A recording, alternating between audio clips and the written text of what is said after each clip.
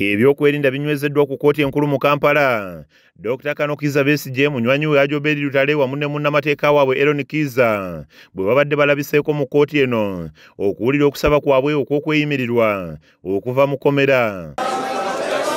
Olutuusiddwa batwaliddwa butereevu mu kkooti ebadde ekubyeko bannabyabufuzi okuva mu bibiina eby'enjawulo, bannamateeka wamu n'abawagizi baabwe, nga bano bakulembeddwamu mukyala wa Kano Dr. Kizza Besigye Winnie Byanyima ne pulezidenti w'ekibiina kya Nuupu Robert Kyagulanyi Ssentamu. Omulamuzi Douglas Singiza olutunudde ku Dr. Kano Kizza Besigye n'alagira azibweyo mu kkomera olw'embeera gy'abaddemu, ng'agamba nti tasobola kuwozesa muntu mulwadde nga kkooti ewumuddemu okumala ebbanga lya ddakiika 10. Oluzzeemu munnamateeka wa Dr. Kano Kizza Besigye Ssaalongo Erias Lukwago ategeezezza nti ekyokuumira omuntu waabwe mu nkomyo nga tafunye bujjanjabi kityoboola ddembe lye.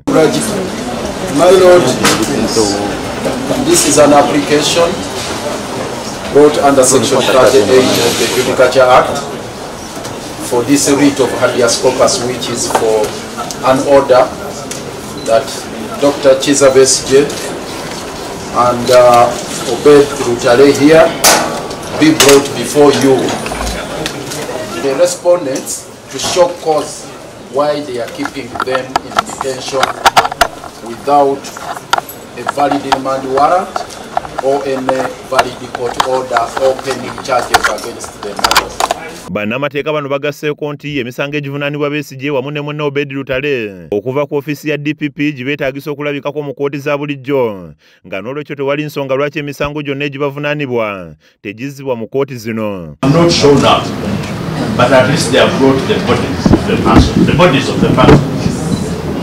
Having failed to come and justify the detention, I would implore you, my Lord, before you go back to the administrative pronouncement, to order for release. You are rushing us. Oludda lwa gavumenti lukiikiriddwa Johnson Natuwera ne Jacqueline Musuguti nga bano bategeeza nti singa okusaba kw'okweyimirwa kw'abawaabirwa kukkirizibwa kyandiviirako okumenya ebiragiro bya kkooti ensukkulumu, ng'abasabye bannamateeka b'abawaabirwa okuddayo mu kkooti ensukkulumu bannyonnyole ku nsala n'ebiragiro bya kkooti eno bwe baba nga tebabitegeera bulungi. Kyokka bannamateeka b'abavunaanwa bategeezezza nti Ssaabawabi wa gavumenti tasobola kubuukira misango givudde mu kkooti y'amagye nga tegisoose kunoonyerezebwako poliisi, bwe batyo ne basaba kkooti eyimbule abantu baabwe. That when you order prison authorities to take them back, now they will be holding them under your orders. Oluvannyuma lw'okuwulira enjuyi zombi, omulamuzi Douglas Singiza ategeezezza nti wakuwa ensala ye obutasukka ennaku z'omwezi 25 omwezi guno, wabula nga bannamateeka bakalambidde